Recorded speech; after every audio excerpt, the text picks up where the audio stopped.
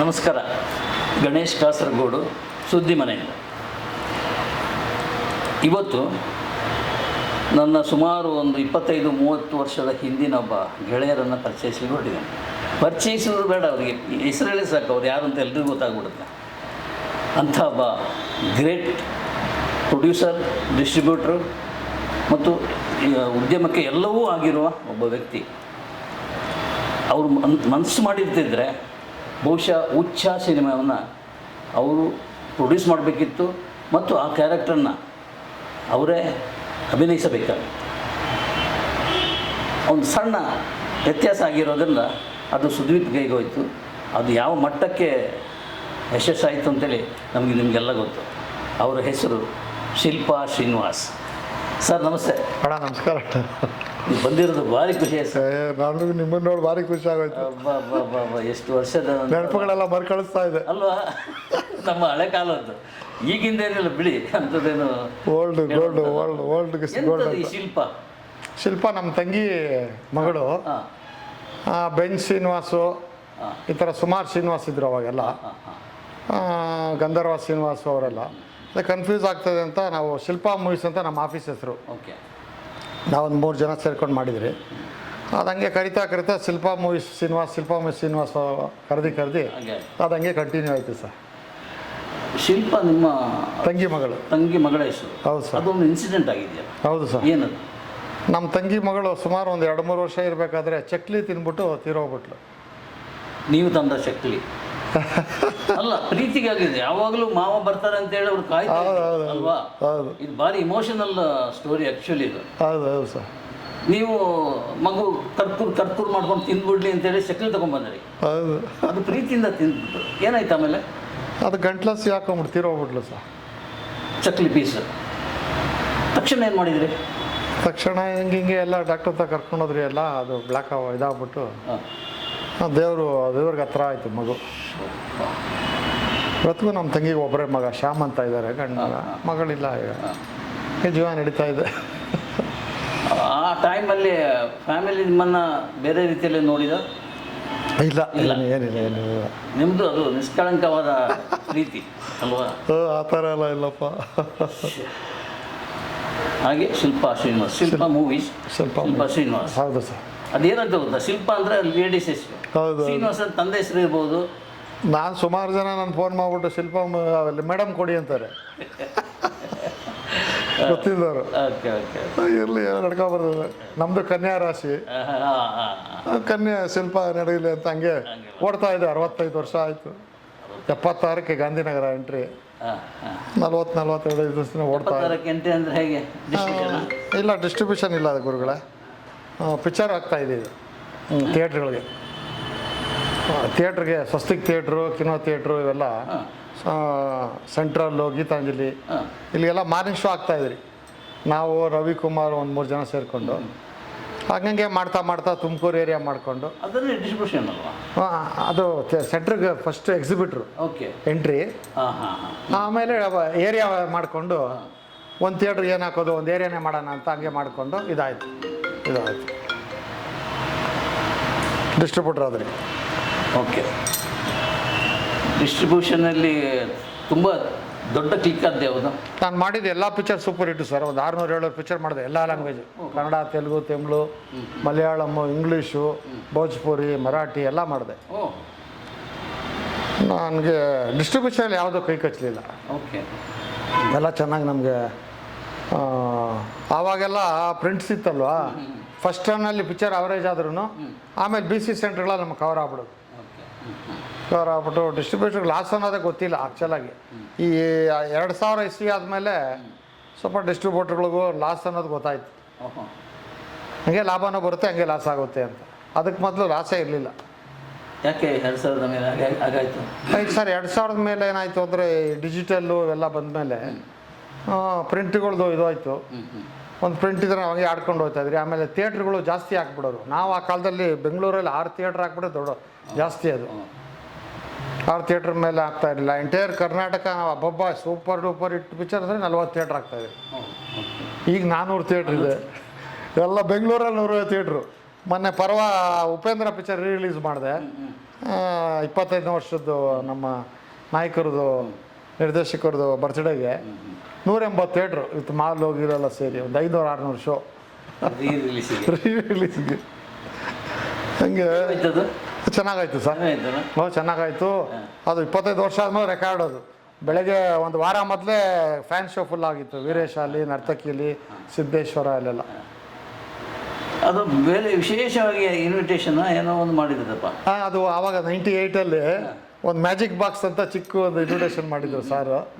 ಅದನ್ನು ನೋಡಿ ಅಲ್ಲಿಂದನೇ ಕ್ಯೂರಿಯಾಸಿಟಿ ಕೊಂಡಿಸಿದ್ರು ಪಿಕ್ಚರ್ನ. ಆ ಫಿಲಮ್ ಸ್ಟಾರ್ಟಿಂಗಿಂದಾನೇ ಜನಕ್ಕೆ ಇನ್ವಿಟೇಷನಲ್ಲೇ ಒಂದು ಅವ್ರಿಗೆ ಪಿಕ್ಚರ್ ನೋಡಬೇಕು ಅನ್ನೋ ಭಾವನೆ ಬರಬೇಕು. ಅಲ್ಲ ನೀವು ಅಲ್ಲ ಆ ಪಿಕ್ಚರ್ಗೆಲ್ಲ ನೀವು 5 ಜನ, ನೀವು ಉದಯ ಮರಿಕಿಣಿ, ನಮ್ಮ ಇದರಲ್ಲೆಲ್ಲ ಇದರದ ಹೆಸರುಗಳು ಟೀಮ್ ಇತ್ತು ನಿಮ್ಮದು, ಪಂಚಪಾಂಡವ್ರ ಟೀಮು, ಗೋಲ್ಡನ್. ನೀವೆಲ್ಲ ನಮ್ಮ ವೀರೇಶನು ಇದ್ರೇನು, ವೀರೇಶು. ಆಮೇಲೆ ಇವಾಗ ಪ್ರಜಾವಾಣಿ ಎಲ್ಲ ಇದ್ದಾರೆ ಕನ್ನಡಪ್ರಭಲ್ಲಿ ಸಿಗ್ತಾರೆ. ಅವರು ಹೆಸರು ಮರ್ತು ಬಿಟ್ಟಿದ್ದೀನಿ, ಮುದ್ಕಾಗ್ಬಿಟ್ಟಿದ್ದೀನಿ. ಅವರು ನೀವೆಲ್ಲ ಅವಾಗ ಸಿನಿಮಾಗೆ ಎತ್ತಂಗೆ ಹಿಂಗೆ ಬಿಡೋರು ಮಗು ಥರ. ಅದಂಗೆ ನಡ್ಕೊಂಡು ಓಡಿಬಿಟ್ಟು ಹಂಗೆ ರನ್ನಿಂಗ್ ರೇಸ್ ಓಡೋದು. ಆ ಟೈಮಿಗೆ ಉಪೇಂದ್ರ ಹಿಂದಿನ ಸಿನಿಮಾ ಯಾವುದಿತ್ತು? ಉಪೇಂದ್ರ ಹಿಂದೆ ಮಿಸ್ಟರ್ ಪುಟ್ಸ್ವಾಮಿ ಅಲ್ಲ, ಅವ್ರು ಮಾಡಿದ್ರು. ಅವರು ಮಾಡಿದ ಏ ಪಿಕ್ಚರ್ ಸರ್, ಓಂ ಅಲ್ವಾ? ಅದ್ರ ಬಿಫೋರ್ ಓಂ. ಹೇಗೆ ಬಂತು ಉಪೇಂದ್ರ ಸಿನಿಮಾ ಮಾಡಲಿಕ್ಕೆ? ಉಪೇಂದ್ರ ಸಿನಿಮಾ ಮಾಡಲಿಕ್ಕೆ ನನಗೆ ಡಿಸ್ಟ್ರಿಬ್ಯೂಟ್ರು ಅವ್ರದ್ದು ಫಸ್ಟಿಂದ ಗಮನಿಸ್ಕೊಂಬರ್ತಾ ಇದೆ. ನಮ್ಮ ಸ್ನೇಹಿತರೆ ಸೂರಪ್ಪ ಬಾಬು ಅಂತ ಇದ್ದಾರೆ, ಆಮೇಲೆ RS ಗೌಡ್ರು ಅಂತ ನಮ್ಮ ಆಫೀಸ್ ಎದುರುಗಡೆ ಇದ್ರು. ಅದೊಂದು ಟೀಮ್. ಅವ್ರಿಬ್ರದ್ದು ಒಂದು ಟೀಮ್, ಜೋಡಿ ಜೀವ ಅವರಿಬ್ಬರು. ಆವಾಗ ಅವರು ಹಾಕ್ಕೊಂಡು ಎಕ್ಸ್ಪೆರಿಮೆಂಟ್ ಮಾಡಿ ಸೂಪರ್ ಹಿಟ್ ಆಯ್ತು ಪಿಕ್ಚರ್. ಅವಾಗ ಅತಿ ಕಮ್ಮಿ ಬಡ್ಜೆಟಲ್ಲಿ ಇಡೀ ಉದ್ಯಮ ತಿರುಗಿ ನೋಡೋ ಎಂಟೈರ್ ಒಂದು ಪಿಕ್ಚರ್ ಆಯಿತು. ಅದಾದಮೇಲೆ ಕುಮಾರ್ ಗೋವಿಂದ್ ಅವರು ಮಾಡಿದ್ರು ಪುಷ್ ಅಂತ. ಅದಾದಮೇಲೆ ಅಕ್ಕವ್ರು ಮಾಡಿದ್ರು ಓಂ ಅಂತ. ಯಾಕಂದ್ರೆ ಅವೆರಡು ಪಿಕ್ಚರ್ ನಮ್ಗೆ ಸಿಗೋದು. ಅಕ್ಕವ್ರದ್ದು ನಮಗೆ ಸಿಗ್ತಾ ಇರಲಿಲ್ಲ, ಬರೀ ಸೆಂಟ್ರ್ ಕೊಡೋರು, ಏರಿಯಾ ಸಿಗ್ತಾ ಇರಲಿಲ್ಲ. ಅದಕ್ಕೋಸ್ಕರ ಹೋಗಿ ಅವರು ತೆಲುಗುಲ್ ಮಾಡಿದ್ರು ಸೇಮ್ ಓಂ ಪಿಕ್ಚರ್ನ ರಾಜಶೇಖರ್ ಹತ್ರ. ರಾಜಶೇಖರ ಪಡಿದಿರೋದಕ್ಕೆ ಹೀರೋ ಜೀವಿತ ರಾಜಶೇಖರು, ಅವ್ರ ತಮ್ಮ ಗಣೇಶ ಎಲ್ಲ. ಅವ್ರ ಹತ್ರ ನಾನು ತಮಿಳಿಗೆ ಡಬ್ಬಿಂಗ್ ರೈಟ್ಸ್ ತೊಗೊಂಡು ಹಂಗೆ ಉಪೇಂದ್ರ ಜೊತೆ ಪರಿಚಯ ಆಗಿ ಅವ್ರದ್ದು ಡೈರೆಕ್ಷನ್ ಅವ್ರನ್ನ ಮಾಡೋಕ್ಕೋಸ್ಕರನೇ ಆ ಪಿಕ್ಚರ್ ತೊಗೊಂಡೆ. ಮಾಡಿ ಹಂಗಂಗೆ ಪರಿಚಯ ಆಯಿತು. ಅವ್ರ ಕೆಲಸ ಎಲ್ಲ ಅಬ್ಸರ್ವ್ ಮಾಡ್ತಾಯಿದ್ದೆ, ಮಡ್ರಾಸಿಂದ ಹಿಡಿದು ಇಲ್ಲೆಲ್ಲ ಮಾಡಬೇಕು ಅಂತ ಒಂದು ಮನಸ್ಸು ಬಂತು. ಮೋಸ್ಟ್ಲಿ ಅದು ದೈವ ಪ್ರೇರಣೆ ಆಗಿತ್ತು ಅನಿಸುತ್ತೆ. ಅದು ಹೇಗೆ ವಿಚಾರ ಉಪೇಂದ್ರ ಸರ್? ವರ್ಲ್ಡ್ ರೆಕಾರ್ಡ್ ಅಲ್ಲ ಸರ್ ಇವತ್ತಿಗೂ. ಅದರದ್ದೇ ಇನ್ನೂ ಊಟ ಮಾಡ್ತಾ ಇದ್ದೀರಿ, ಅದೇ ಹೆಸರಿನ ಓಡ್ತಾ ಇದೆ. ಅದು 25 ವರ್ಷಕ್ಕೆ ಹಿಂಗೆ 25 ವರ್ಷ ಆಯ್ತು. ಮೊನ್ನೆ ಸೆಪ್ಟೆಂಬರ್ 18ಕ್ಕೆ. ಈಗ ತಿರ್ಗಾ 27 ವರ್ಷಕ್ಕೆ 3D. 50 ವರ್ಷಕ್ಕೆ ಏನು ಟೆಕ್ನಾಲಜಿ ಬಂದರೆ ಅದನ್ನು ಇದು ಮಾಡ್ತದೆ. ಆ್ಯಕ್ಚುಲಾಗಿ 25 ವರ್ಷದ ಕಡೆ ಇದ್ದಿದ್ದ ಮನಸ್ಥಿತಿಗೂ ಈಗಿನ ಮನಸ್ಥಿತಿಗೂ ಆ ಪಿಕ್ಚರ್ ಇವತ್ತಿಗೆ ಸಬ್ಜೆಕ್ಟ್ ಕರೆಕ್ಟ್ ಆಗಿದೆ. 25 ವರ್ಷ ಮುಂದೆ ಅವರು ಯೋಚನೆ ಮಾಡಿದರು ಸರ್. ಆ ಥರ ಕಷ್ಟಪಡೋರು ಏನು 14 ಜನ ಕೂತ್ಕೊಂಡು ವರ್ಕು.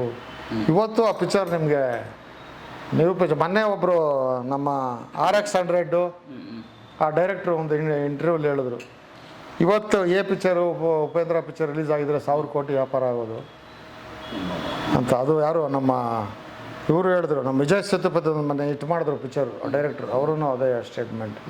ಇವತ್ತು ಆ ಪಿಕ್ಚರ್ ನೋಡಿ ನಾವು ಸಿನಿಮಾ ಇಂಡಸ್ಟ್ರಿಗೆ ಬಂದ್ರಿ, ಡೈರೆಕ್ಟ್ರ್ ಆಗಬೇಕು ಅಂತೇಳಿ ಎಂಟ್ರಿ ಕೊಟ್ರಿ.